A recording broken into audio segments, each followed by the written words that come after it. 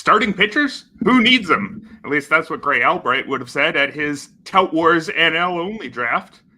We're going to ask him why and whether or not you should do the same in your league right after this.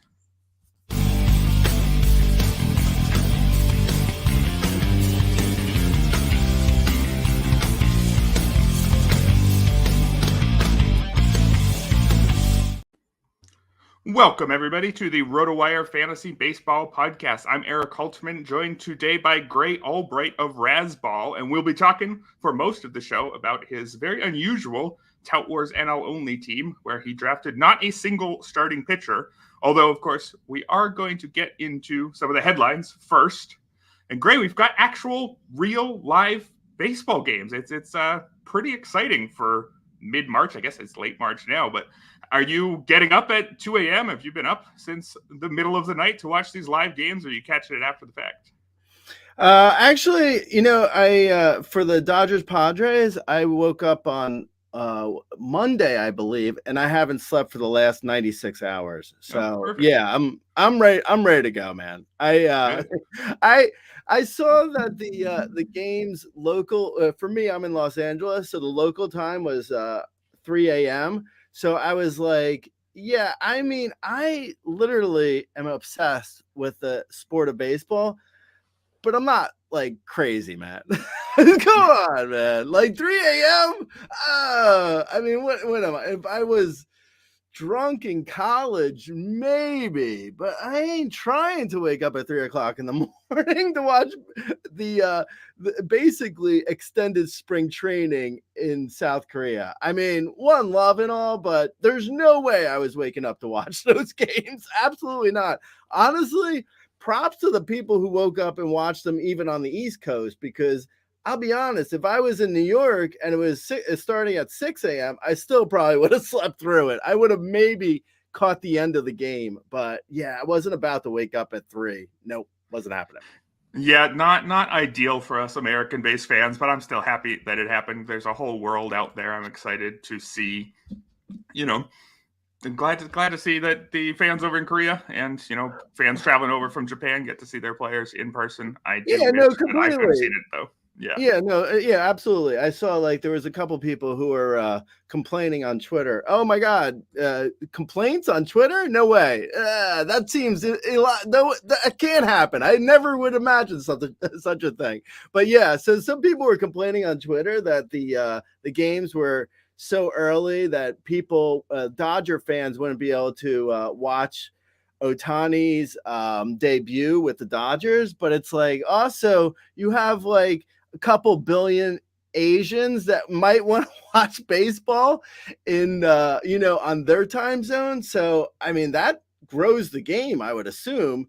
It can't hurt, right? And really, who cares if it's a debut or not? It's like you'll have plenty of time to watch Ohtani on the Dodgers, assuming he doesn't start signing baseballs with Pete Rose in Vegas at some point soon.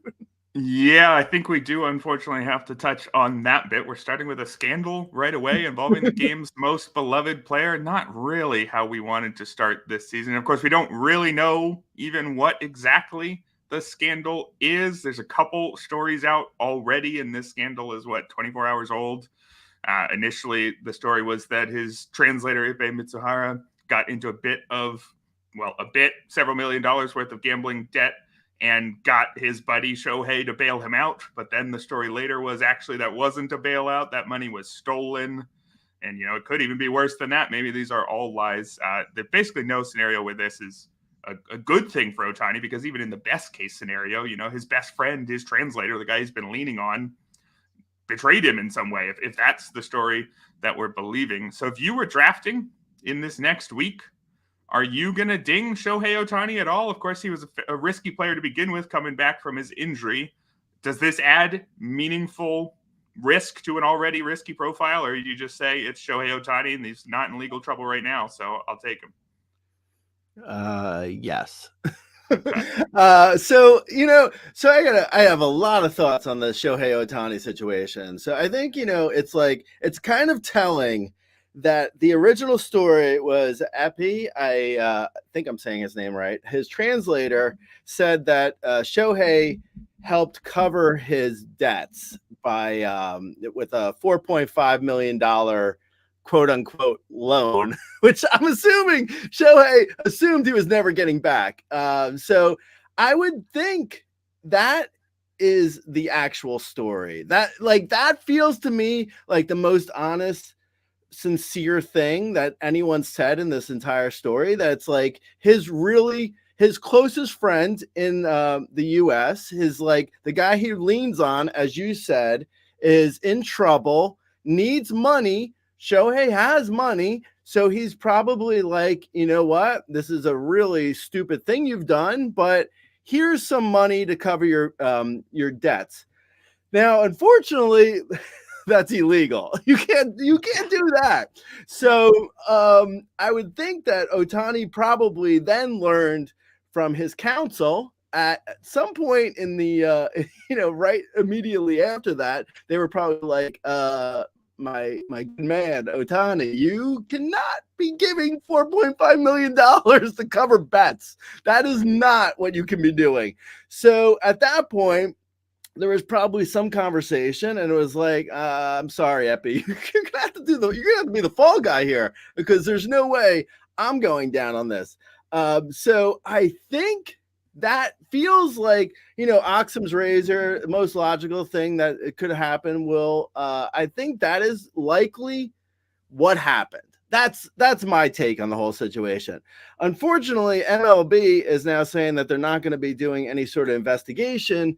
So every crackpot hiding underneath a rock is going to crawl out and be like, oh, Ohtani's really the gambler. This is like a Michael Jordan situation. By the way, they're saying this is like a Michael Jordan situation, and no one's ever even proven that Michael Jordan was caught gambling, and that's why he had to retire for a year. That's a completely made up fictitious story in itself. Like, that has never been proven.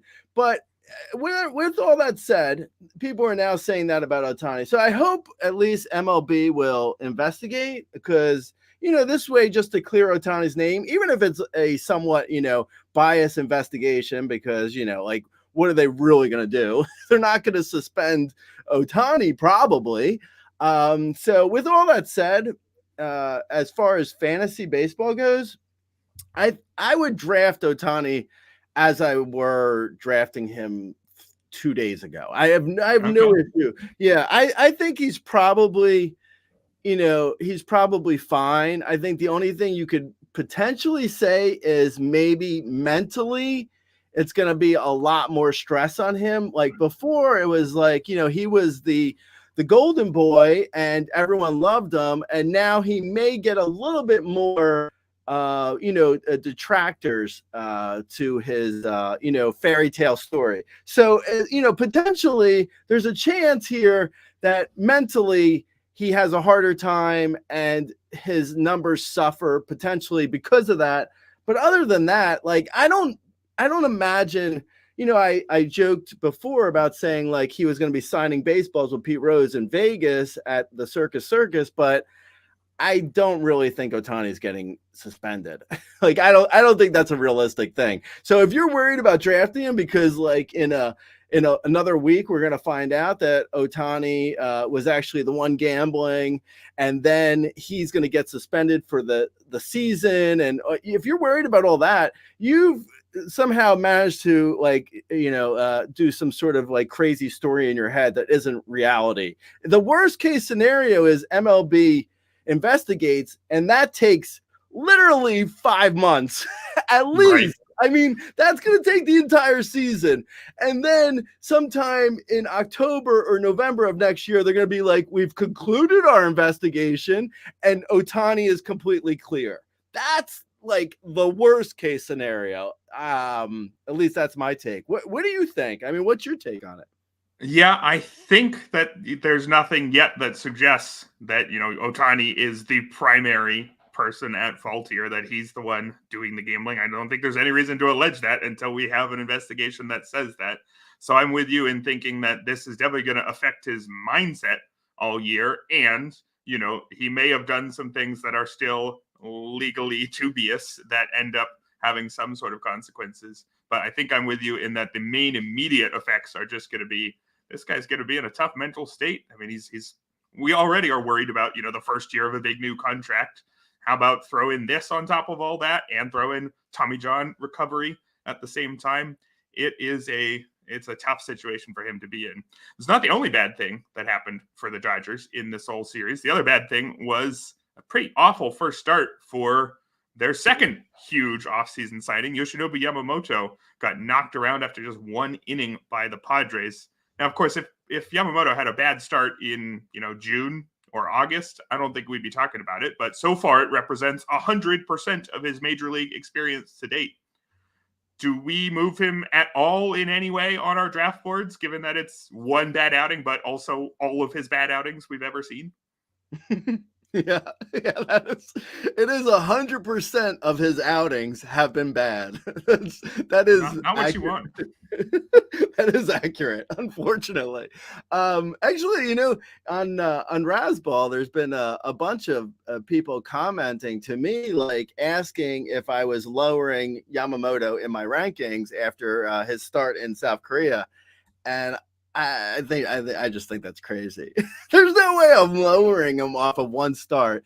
First of all, it was basically an extended spring training start. I mean, let's be honest. No one was really up to speed on going out there and getting ready. And even if it were, it's not like there's a huge difference between yesterday and next week when the season actually starts. So I'll give people that. But also, April is notoriously rough for a lot of pitchers, like just getting up to speed. So, yeah, I mean, Yamamoto may not be great in April. I mean, he may not be necessarily like an ace right out of the gate. But, I mean, we've seen plenty of, like, he's got a long track record of being excellent in Japan. There's it's not like Japan is an easy layup of a league. I mean, we saw, actually going back to Ohtani, we saw what Ohtani's numbers looked like as a pitcher in Japan, and Yamamoto's numbers blow Ohtani's pitcher numbers away.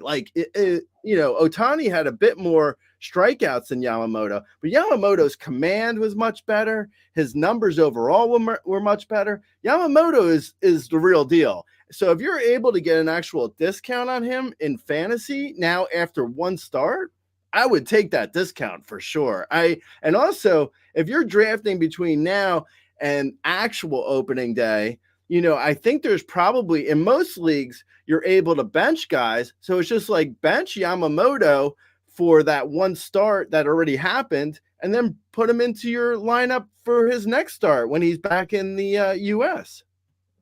Yeah, I'm right there with you. I am not too worried about this one outing from Yamamoto. I also have not been able to draft him yet this draft season, and I'm hoping that, hey, maybe others will worry a bit and he'll fall down to where I can get him in my last couple drafts. I think it's been interesting to see that with previous players coming over from Korea and Japan, there's usually an initial discount in drafts because people aren't familiar with the guy yet, and they don't trust that he's going to do everything he can right away. But with Yamamoto, he came in fully priced. I'm sure signing that huge deal with the Dodgers certainly helped. He came in priced as if he was just going to hit the ground running and be that guy from day one. And now that we've seen he's not going to be, maybe he falls back to a price which factors in a little bit of the risk. And then he becomes, I think, much more interesting. Another significant development for fantasy purposes over the Seoul series was Robert Suarez. He got the save for the Padres, as our commenter points out here.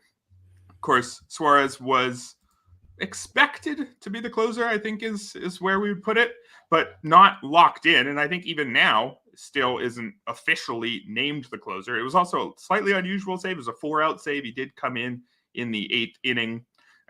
But Yuki Matsui wasn't even the next to last pitcher in that game. He was the third to last pitcher the Padres turned to, which maybe even pushes it more firmly into the Robert Suarez is just a closer camp.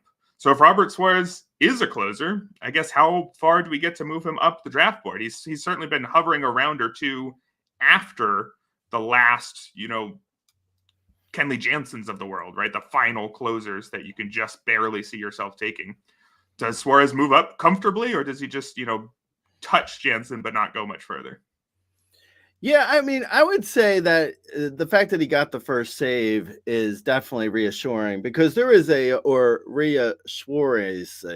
reassuring. I don't know. I'll work on that. Yeah, I would say it's reassuring because there was a little bit hesitation, at least on my end, because I felt like, last year he wasn't like used as a closer at all, even though I know Hader was there, but I mean, he wasn't like Suarez wasn't even used when they had, Hader go like 2 days in a row and then they would bring in someone else. Like Suarez was never used. He got 0 saves last year. So I was a little bit hesitant because of that. I was like, why was he not like used as the fill-in for Hader last year? But that was just the way that, they went. And we also have a new manager. So, yeah, I mean, I think Suarez, as far as like where I would draft him, he seems like the closer to me as, locked in as, say, Jose Leclerc or Kenley Jansen, I think has, injury concerns with his back.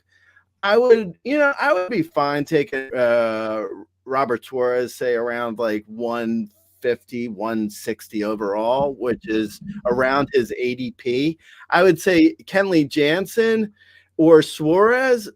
I might actually lean Suarez at this point because Jansen's got, his back is an issue. And also the Red Sox seem like they want to trade Jansen. Now it wouldn't be the end of the world if he gets traded in July. He could go to a place where they need a closer, so he could keep getting saves, but he also could go to like, a place where they have a closer and then Jansen might be in trouble and might lose saves, or I don't know. I mean, it's just like the back alone gives me a little bit of pause on Jansen. So I would probably say Suarez, then Jansen, or even Suarez, then Leclerc, and then Jansen, because they're all 3 of them are going around the same area. So if you were looking at those 3 at that sort of like end of the decent closer area, I'd probably go in that order of like Suarez, Leclerc, Jansen. But then again, if I've already drafted Suarez,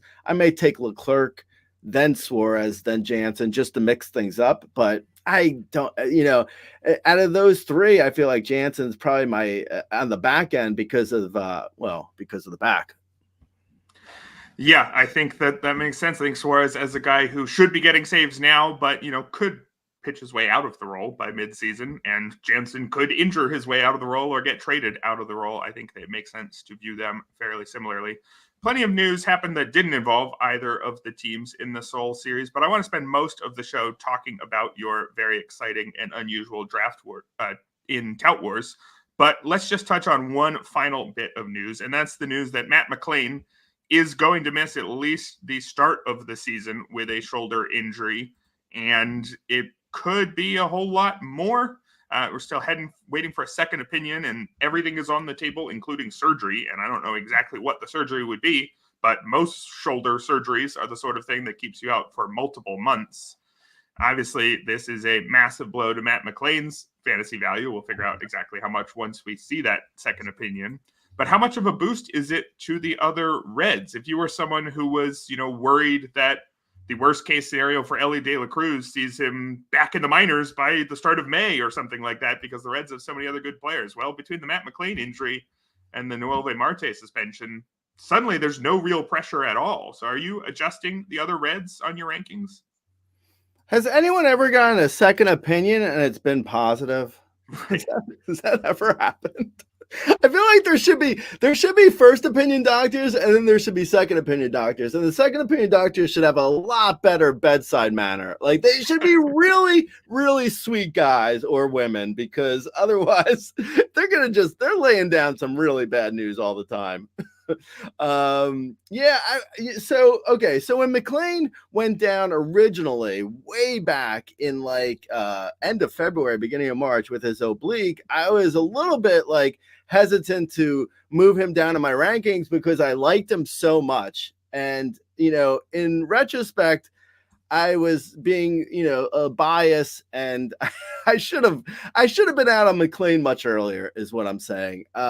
He seems like he's just like, this is going to be a lost season for McLain, unfortunately. Like I would be shocked if we see anything really legitimately from McLain. So with that said, it's helped Christian Encarnacion Strand, I think, a decent amount, because around like mid-February, it looked like CES wasn't necessarily getting like everyday playing time.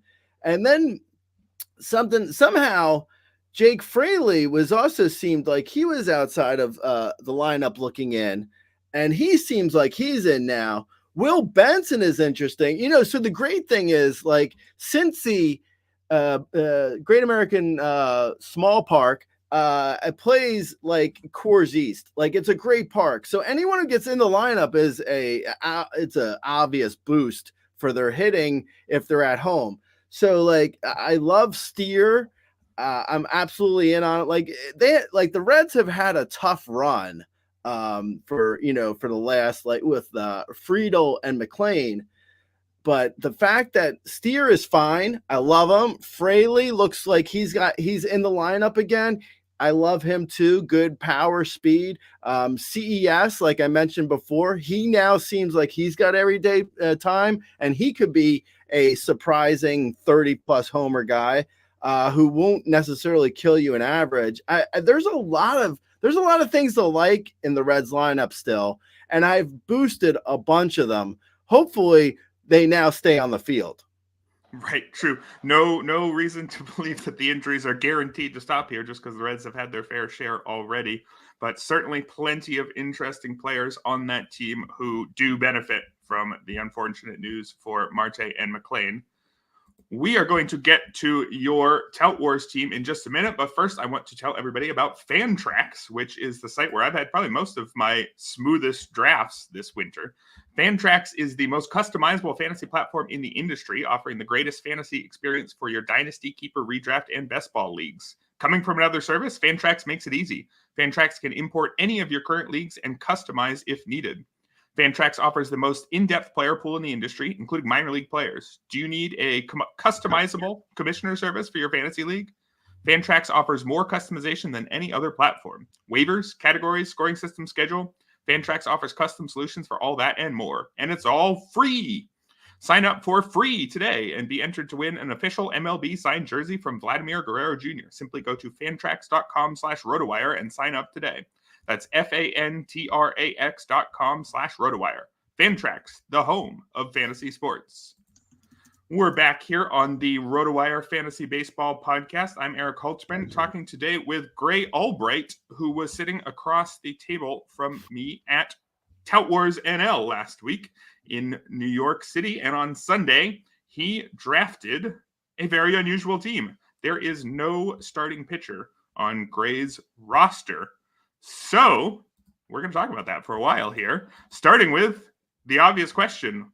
Why in the world would you ever decide to do this? Don't you know that starting pitchers are good at baseball and they give you wins and strikeouts and sometimes good ERA and things? Well, what's going on here?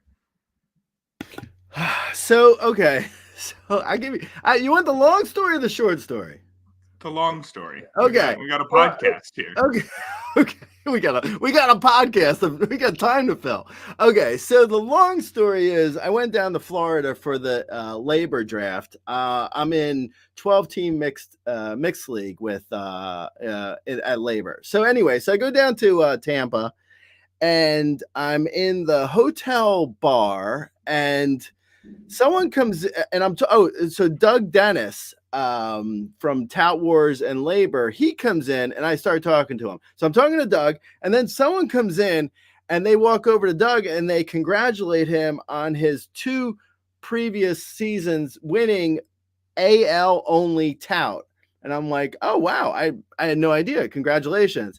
So the person who came in to congratulate him walks away. And I was like, wow, that's amazing. And he's like, so you didn't hear anything about my Tout Wars wins? And I was like, I don't pay attention to other leagues. I'm sorry, man. I don't. I have my own leagues to pay attention to. So he's like, so you have no idea how I won those leagues? I was like, I don't know. I really do not. I swear to you. So he goes and walks me through how he went about winning AL only tout, which was basically exactly what I did in NL Only Tout. I'm not the originator of this. And actually, I found out later that Mike Gianella of Baseball Prospectus was the one who did it in 2020. So in 2020, Tout Wars reduced the minimum requirement for innings to 0. So there's no longer an innings requirement at Tout Wars for AL and NL only. So, and that was because Gianella tried to do for 2020 season, the pandemic season with 60 games, Gianella tried to do a team with only relief pitchers because he figured that, that would be the best way to go since it was going to be a shortened season. So anyway, so that rule about not having an innings requirement stayed on the books past 2020. So now come along to 2022, I guess, and Doug Dennis is like, hey, I'm going to try it for AL only for a full season. So he went out and according to him, I haven't actually double checked it, but I'm assuming he said he just walked away with the league. It wasn't even close. He basically, he won every hitting category and then won ratios handedly, ERA and WHIP. And then he also won saves very easily. And then in 2022, he did exactly the same thing again. So I was like, okay. So my interest was piqued at that point when I heard that in Florida. And then I got back to Cali and I was like, why not? I'm going to try it. So I decided that I was going to do this crazy strategy for NL only tout. Now, the one problem is with this strategy is if you get into a league and you're doing this and there's someone else in the league also doing it, you're not going to be in a good place. It's not a great place to be if there's more than one team doing it. So you have to kind of play it by ear early on when you're drafting, because like if someone else does it, then you're going to be fighting over saves. You'll be fighting over ratios. You'll be fighting over hitting. So it could really backfire in a big way if there's two teams doing it. One team can do it. That's it. So I'm at the draft and I'm going along and I'm doing this strategy, and we get to the break, which I believe is about an hour in, and it's me and Phil Hertz we're the only two that don't have any starting pitching. So I'm sweating it out. So I go on to Sirius XM and they're asking me about my team. And they're like, wow, you've really spent a lot on hitting. How are you going to piece together a pitching staff? And I'm thinking like, I'm not going to pitch. I'm not doing a pitching staff. There's not going to be a pitching staff, but I don't say that because Phil could be hearing me. So I'm like, yeah, I'm going to, I'll try and piece together a pitching staff. I'll do my best. I have no plan on getting pitchers at all. And also it's scary because at that point I have so much money invested in hitting. If Phil is doing the strategy along with me, I'm in a bad place because at that point I would have to either figure out cheap pitching in the second half of the draft, or I would have to just go against Phil and try and do the strategy against him, which would not be great. So I go back to the draft after the break, and almost immediately Phil buys Mitch Keller, and I'm like, oh, thank God he's not doing the strategy too. So I exhale and I continue on with my team. And honestly, it feels a little bit like cheating, to be totally honest, because you don't have to draft starters at all. So it becomes a situation where, like, usually I would spend $80-ish on pitching, but you really only have to buy two closers and then a bunch of setup men, and you hope that some of the setup men get saves. And if not, I mean, they're disposable. It's not like there's not a ton on waivers in NL only, but there's enough like setup men that are decent on waivers. Like last year, I remember picking up Abner Uribe off of waivers. So it's like guys like that are available on waivers. So yeah, I don't know, man. It felt really good. It felt really easy. And I've been in this league now, like I want to say like 10 years. And the draft never feels easy. And this felt kind of easy. Like it was like, I felt like I can't like, it's weird. Like anything can happen. Don't get me wrong. Like I could get hit by injuries. My closers who I thought I was getting or have ERAs and whips that are bad.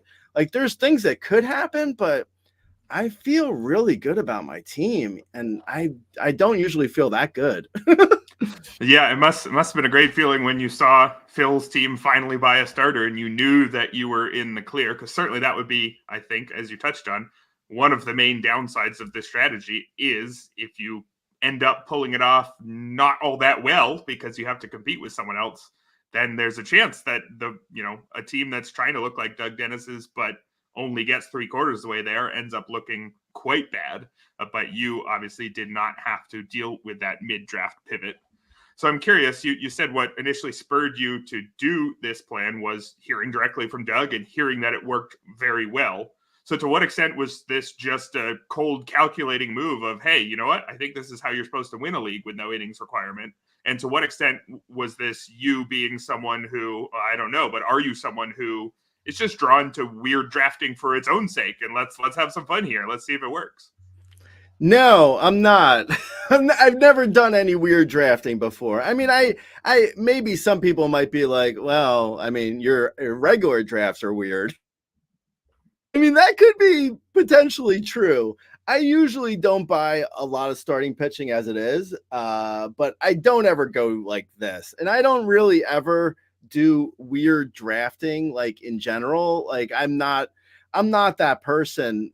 In like I have a Razzball has a war room, and I usually try and stick close to like my target numbers that I need to get. So if I need to get like a certain number of like runs or wins or ERA or whip or whatever the war room says, I tend to usually go pretty much by that. And I like and that keeps me and the war room usually gets me to like top 3 in a league. And then it's a matter of, luck and injuries or an injury luck. And, there's a lot of factors that go into winning a fantasy baseball league once the season starts. But I'm usually in a good, I'm in a balanced place as far as my teams go. At least I try to be. Things happen, obviously. It's like I don't always intend to do everything, and I don't always win the leagues, but I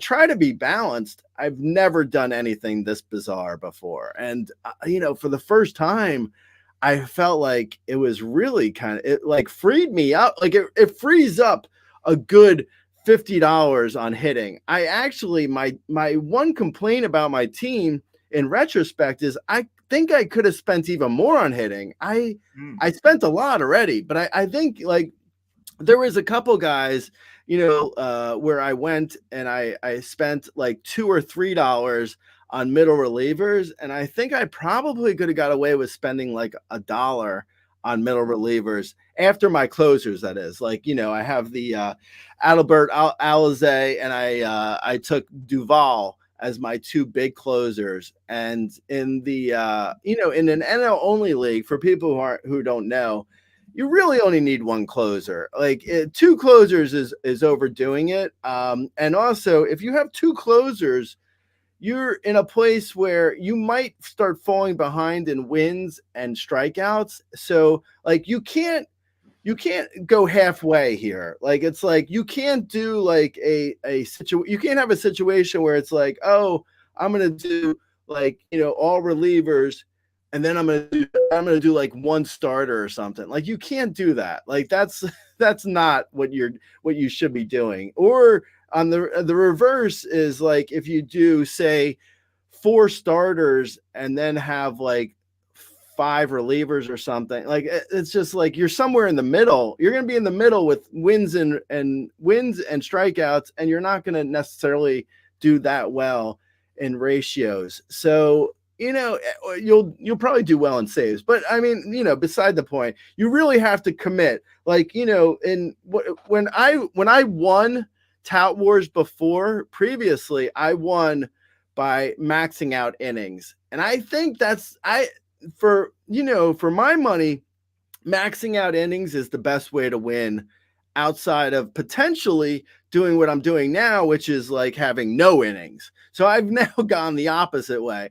It's like the best way previously for me when I've won, it's been maxing out innings. And so you try and get the most wins and strikeouts, and then you hope your ERA and WHIP are somewhere in the middle. Like you're not going to get the best ERA and WHIP, but if you're in the middle and you get like, sixes in both, that's good. That has been the way I've done it before. And then, obviously doing well in hitting. This year, I mean, I'm going to try and, do this thing that Doug Dennis did. We'll see what happens. I've never done before. So I don't know, maybe I'll come back at the end of the season and let you know how it goes. But yeah. Yeah, so of course the main point, I think, of going for this strategy is by spending much less of your budget on pitching, because you've ignored all the expensive starters, you get way more money to spend on hitting. And if you're like Doug Dennis, who's pulled this off successfully 2 years in a row, you could get 60 out of a possible 60 points in hitting. He did that 1 year and he got 59 the next year. So that's the kind of potential that's on offer here if you choose to tank starting pitching, which again, only really viable in a league like this with 0 innings minimum. So you spent $206 of your $260 on hitting. I guess a two-parter here. First, was that your target goal? And second, were the specific hitters that you ended up spending a lot of money on, were they guys that you were targeting? We've got Shohei Ohtani for 41, Corbin Carroll and Matt Olson for 38, and then O'Neal Cruz for 25. So did you go in saying, I know I'm going to get whatever hitters I want, these are the guys I'm getting? Was that the plan, or is it just more, I'll get whoever falls in the expensive tier? Right. Okay. So ideally, I went in hoping I would get Mookie Betts because he had second base. It's going to have shortstop, or he might actually have shortstop already. Second base, short, and outfield. That eligibility really helps with. Excuse me. That flexibility really helps when you're in an only league.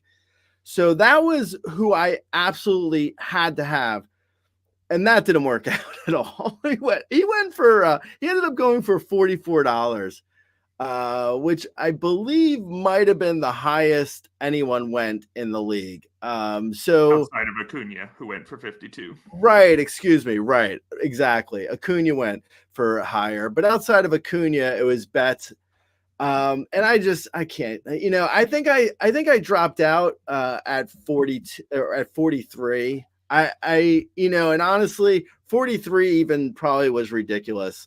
I probably shouldn't have even been in at 43, but Scott Pianowski went to 44 and got Mookie Betts. So at that point I was like, okay, got to figure something else out. So I definitely wanted Ohtani too, because I feel like in this league, I don't know if the listeners know, but you have a utility slot and then you also have 2 swingman slots. So What that means is you can put any guy, pitcher or hitter, in those swingman slots. So Ohtani essentially there's 3 utility slots essentially for what I'm doing, because I'm doing heavy on hitting. So I know I'm going to have 3 utility guys. So the fact that Ohtani is, utility only, it doesn't matter. It's irrelevant for my team. So I was able to, get Ohtani for 41, $3 less than Bats, which, that feels like a bargain in itself, even though, the stuff we mentioned earlier. But yeah, I think Ohtani is great at 41. I was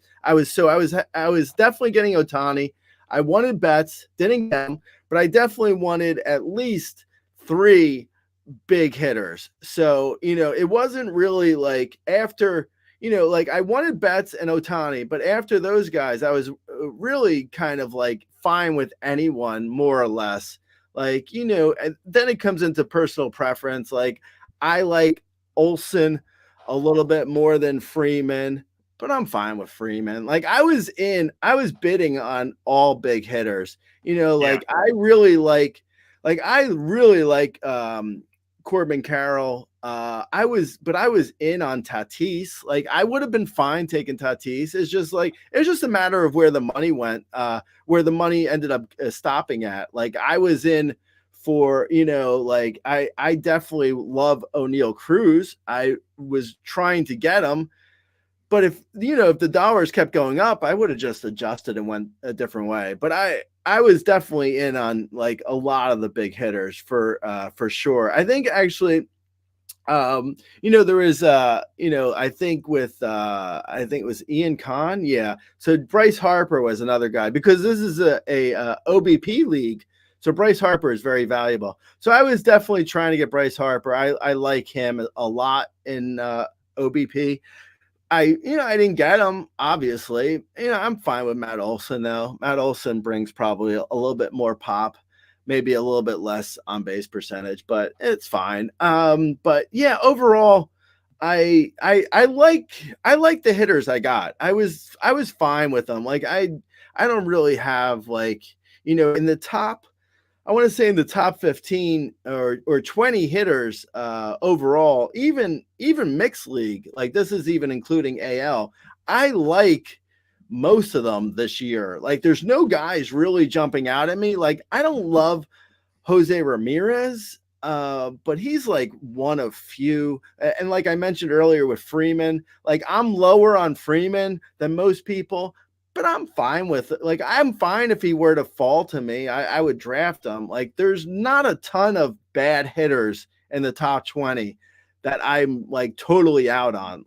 Unlike other years where I do feel like I'm a little bit more out on certain hitters when they're in the top 20 usually. But this year, I'm kind of fine with a lot of the top hitters. I'm not totally against them. It's a lot of, like, I don't love, like, the Ketel Martes of the world, like those guys I have, like, there's more issues I have later on. Like, I'm not really, big on Ellie De La Cruz. I feel like he's a little bit overpriced, but there's a ton of like early big names. Like, I'm fine grabbing. Like, I didn't have any issue with like the big, the big outfielders or cornermen or Ohtani. But yeah, I don't know. I was pretty happy with my team though. And when I mentioned Ellie De La Cruz, not to call out your team, I know you got Ellie and you ended up spending you got him for a good price at $26. So, I mean, that I feel like O'Neal Cruz, it's interesting because for most of the offseason, up until like maybe a week ago, until O'Neal Cruz started hitting home runs in spring training in every at bat, it did feel like Ellie De La Cruz was going way higher and way earlier than O'Neal Cruz. But now it feels like they've sort of evened out a little bit. I don't know. I hope that's not my doing. Yeah, we've got Ellie went for 26 in this one, and O'Neal went for 25. And as someone who's not low on Ellie, I was happy with that at 26. I'll talk a little bit about my team and how I reacted to an off-the-wall drafter in my draft room in just a minute. But first, I want to tell you guys about our other sponsor, Rival Fantasy. It's officially fantasy baseball season, and it's time for MLB Best Ball on Rival Fantasy. That's right, Rival Fantasy now has Best Ball. Full season lobbies are live now until opening day with both fast and slow drafts. Then weekly and daily drafts will be available from opening day through the end of the World Series. Best Ball is all of the fun of the draft without the season-long management. Enter a league, draft your squad, and the app does the rest. No need to set your lineup or make waiver moves. The highest scorers at the end of the regular season will be the winners. Invite your friends and start drafting for the 2024 fantasy baseball season today. Sign up at joinrival.com/rotowire for a $200 deposit match and $25 in free entries. Welcome to the future of fantasy sports. Welcome to Rival Fantasy.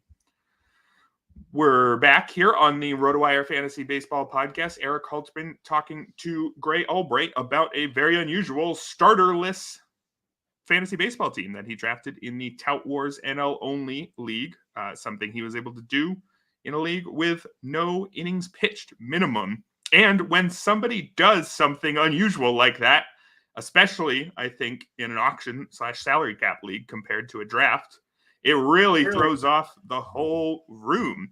I mean, the main thing was ordinarily most teams are drafting 6-7 starting pitchers. So the worst 6 or 7 starting pitchers that would have gone in this draft normally now aren't being taken at all.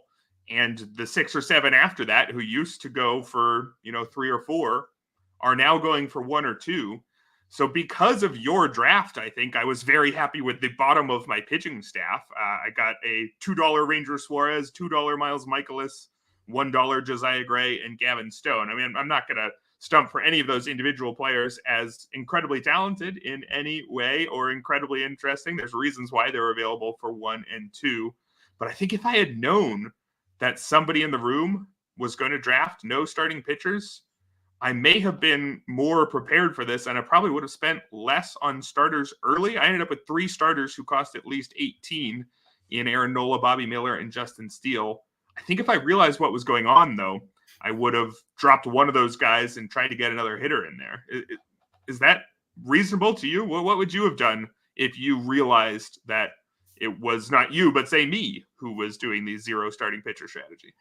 Yeah, I feel like I was talking to you about this the after the draft, the day of, because like it is so complicated when you think about it, because like you guys, everyone in the league, as this isn't anyone's first rodeo. So everyone's got their dollar values and what they want to spend for a certain player. And everyone is pretty close to each other. Like, let's be honest, like no one is completely out, outside the box saying like, insane numbers. Like they're not like, oh, Sterling Marte, 27. Like, no, that doesn't happen. Like everyone is more or less on the same page when it comes to dollar values. But then when you get like a situation where it's like with me not drafting starters at all, I think that has, complications that aren't really realized in the draft room until it's way too late. Like I don't even know how I would adjust for something like that, because if you think about it,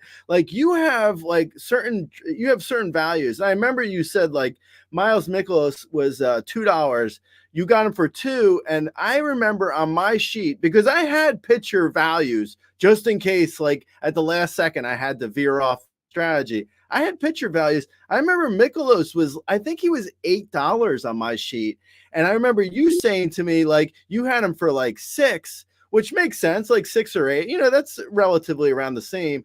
And like you got him for 2, but that's exactly why, like, you can't, like, it's like that is a good bargain for you, but it's also, on the other hand, it's like you're getting that because I'm not getting any starters. Like there's so much less money in the room going towards starters that everyone's values, like Ian Kahn got Zach Gallen for $22, which is a great price for him. But it's like, if I was in the room and I was bidding, he might have went for 25, like it's impossible to say, really. Like Luzardo went for 18. I know personally, I like Luzardo a lot. I probably would have been in at 18. So he would have potentially went for like $22, $23. So there's a lot more money in the room if I'm drafting for starters. And at the time, it's impossible to know that, really, especially early on. So, when guys are going for, like Max Fried goes for $25, it's like, how do you know that later on there's going to be all these bargains? Because I'm not bidding on starters. Like, how do you know that early? Like early on in the draft, you have no idea. So I think in a way that's another advantage like my drafting has. It's like, because I know what I need, but no one else knows. Like, it's almost like I'm coming to the draft knowing exactly what I need, and everyone else thinks they know what they need, but they actually don't know completely because I'm going to be bidding on things that no one else understands. It's like until it's too late. Like at a certain point, I don't know when people start figuring out, but at a certain point, it becomes obvious what I'm doing. But still, at that point, the ship's already sailed. Like there's no going back and being like, oh, Gray's not bidding on starters. So actually, Bobby Miller, I can get him for 18. I don't need him for 22, or it's like, or Max Fried going for 25. It's like, well, there's someone in this room not bidding on starters. So I don't need Max Fried for 25. I can get him for 21. So yeah, it's hard to know though. Like I don't even know how I would adjust if I were in your situation, because there's just no way of knowing. Like it doesn't, like it's just like an advantage that I feel like I have versus everyone else in that situation, because I know everything. I know how everything's going to play out as far as like what I need, and no one else knows. So I don't know. I don't know the answer, to be honest.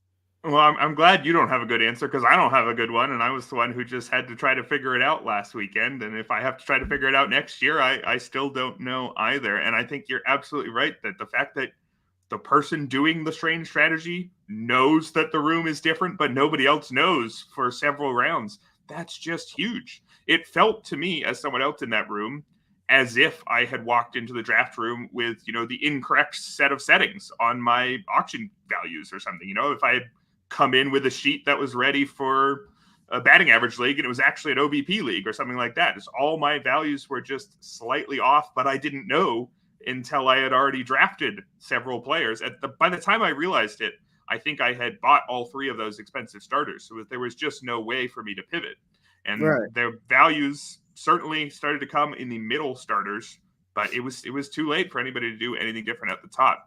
Right. And also, like, because I have, I would usually have, like I mentioned earlier, there's 2 swingman slots where you can put pitchers.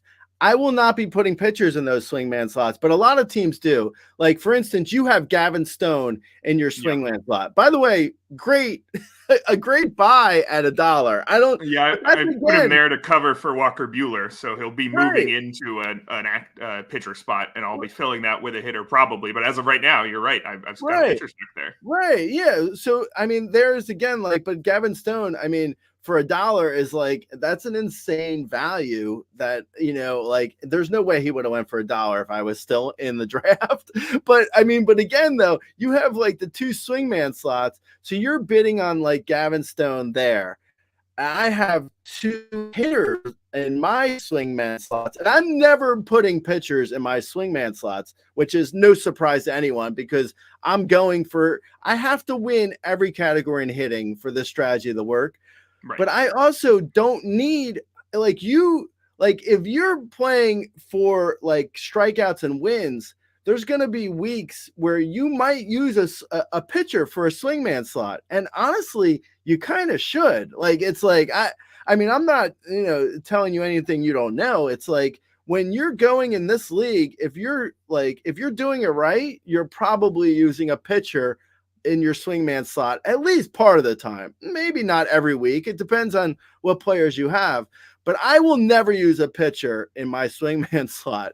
So that means, like, even if my hitters in my swingman slots are, not exciting, like Dylan Carlson and Edward Alvarez, but even if they both combine, now this is combined for 70 runs and 70 RBIs. So 35 runs each and 35 RBIs each. If they can get to that in my swingman slots, that gives me like a full extra set. Like, that gives me a full extra player. Like, you are not getting that from your current third baseman. Jared Trillo is your third baseman. So, I mean, and I like Jared Trillo, like, don't get me wrong, but I'm saying, like, that's such a huge advantage that I have that other people don't have, like, and that's during the year. Like, that's not even in the draft. That's during the year. So I'm going to have a situation where I'm able to get so many more counting stats. And that's not even saying like Carlson and Edward Alvarez, that's not even giving them any homers or steals. That's literally just giving them a few runs and a few RBIs. That's it. And that alone is like crazy. That's a crazy advantage that I have without having to go for pitching in those slots. Absolutely. So we've gone over why you might consider a 0 starting pitcher strategy, what sorts of leagues you would do it in, and how you would pull it off. So I want to end with do we like that you can pull it off? And I don't mean this. There's no resentment towards anyone doing it. Obviously, it's within the rules. I don't think anybody in the room was like, "Ugh, this guy, what an immoral drafter." But absolutely not, man. Absolutely not. I was even saying to you after the draft, I hope if I win, I hope they outlaw it immediately, because it's really not. It's not fair. It really isn't. Like I love Doug Dennis as a guy, but I don't think he should be doing this strategy. I don't think anyone should be doing this strategy. I'm hoping I do it and I win and they outlaw it immediately, because it's just so unfair. Like, it does not, like, you should not be able to have, like, two closers getting like a 2.3-ish ERA and a barely 1 WHIP and getting like 35 saves each, and then only middle relievers and only having like 250 innings total and having like insane ratios and having all kinds of saves. And you're going against teams that are like trying to compete with, like, you have like Aaron Nola, for instance. He had a 4.5 ERA last year. Now, it's not like I'm against Aaron Nola. He's fine, but I'm saying, like, that's like you're trying to compete with my ratios, and you're going to have a guy throw 200 innings of a 4 ERA. It's like you're not going to be able to compete with my ratios. Potentially, in theory, at least. Right. Yeah, and I'm not expecting to. I'm expecting to compete for 11 points in ERA and WHIP. Yeah, if you look at what Doug Dennis was able to pull off, he of course cleaned up in saves both years. He got 12 and 11 points in ERA. He did actually manage to only have 6 points in WHIP one season, yet he still won the league by 7 points overall, because, again, he just completely cleans up in hitting. And I agree with you. Definitely feels unfair. If you clean up in hitting in just the same way, I would be surprised if the Tout Wars board doesn't change the rules. And I think really cleaning up in hitting is where it's all going to hang on. Was it just a small sample size that Doug just so happened to draft the correct offense these 2 years, and so he cleaned up? Or is it the case that, hey, if you spend $206 on hitting, you're always going to draft the correct offense? I guess the worst case scenario for everyone involved is, to bring it back to the start of the show, if something happens with Shohei Ohtani, it's very sad for baseball. It's also very sad for Tout Wars, because it probably means you might not win this league, and then we're stuck with the same rule set. So I'm definitely rooting for Shohei Ohtani to be okay. So you're basically rooting for me to win the league.